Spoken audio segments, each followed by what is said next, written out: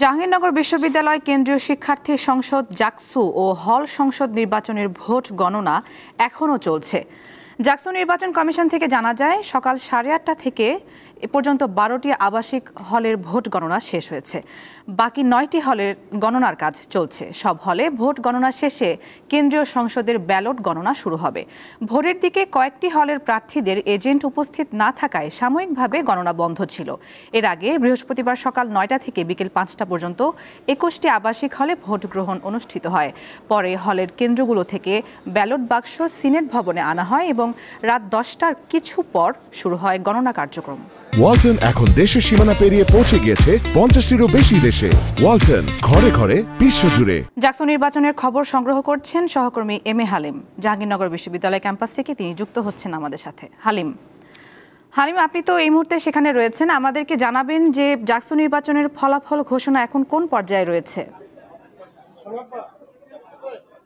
নুছাদ, আসলে ফলাফল কোন পর্যায়ে আছে এটা কিন্তু আপনারা কেউ বলতে পারছি না, কারণ আপনি দেখতে পাচ্ছেন আমার পিছনে যারা সংবাদকর্মী রয়েছে তারা কিন্তু অধীর আগ্রহ রয়েছে। কারণ এই জাকসু নির্বাচনের যে শুরু থেকে যেটি বলা হচ্ছিল, বিভিন্ন প্রার্থীরা বলছিল যে এই নির্বাচন কমিশনের বিরুদ্ধে নানা অভিযোগ দিয়েছিলেন, সেই অভিযোগটি কিন্তু আমরা দেখতে পেলাম এই ভোট গণনার ক্ষেত্রে তাই হচ্ছে। এখানে একেবারে কচ্ছপ গতিতে এই ভোট গণনা শুরু হয়েছে। গত রাত্রি থেকে শুরু হলেও কিন্তু এই ফলাফল যে কখন শেষ হবে, এখন পর্যন্ত 21টি হল, সেটি কিন্তু সেই হল সংসদটি কিন্তু সেই গণনাগুলো সম্পন্ন হয়নি, এখনো বাকি রয়েছে। কেন্দ্রীয় যে ছাত্র সংসদ প্রার্থী তাদেরও বাকি রয়েছে। তো আরেকটি বিষয় আপনাকে জানিয়ে রাখি, এই ভোট গণনা শুরুকালে কিন্তু এই জাহাঙ্গীরনগর বিশ্ববিদ্যালয়ের যে প্রীতিলতা হলে যে নিয়ে পোলিং অফিসার ছিলেন জান্নাতুল ফেরদৌস, তিনি কিন্তু এখানে অসুস্থ বোধ করলে আজ সকালবেলা এখানে তিনি এই ভোট কেন্দ্রে যেটি সিনেট ভবনে, সেখান থেকে তাকে অ্যাম্বুলেন্সে নিয়ে যাওয়া হয় এবং তিনি মারা গেছে এমনটি শোনা গেছে। এবং তাকে কিন্তু কিছুক্ষণ পরে যে প্রীতিলতা হল সেখানে তাকে আনা হবে। তিনি বিশ্ববিদ্যালয়ের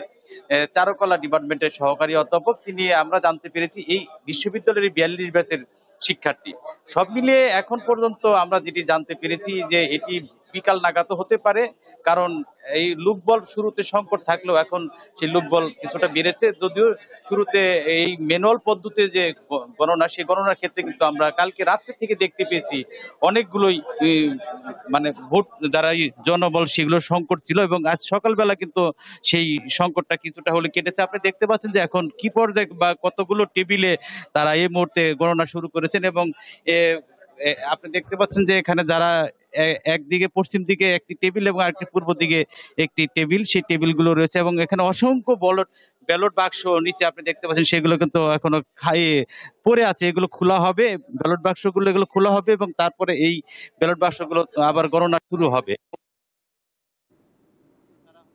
চলে গেছে সকালবেলার দিকে, এখন আবার নতুন করে লোক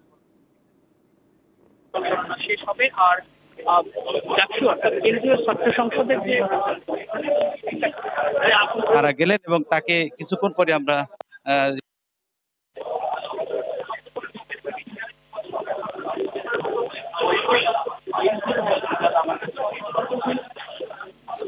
হালিম, আপনাকে ধন্যবাদ যুক্ত হবার জন্য।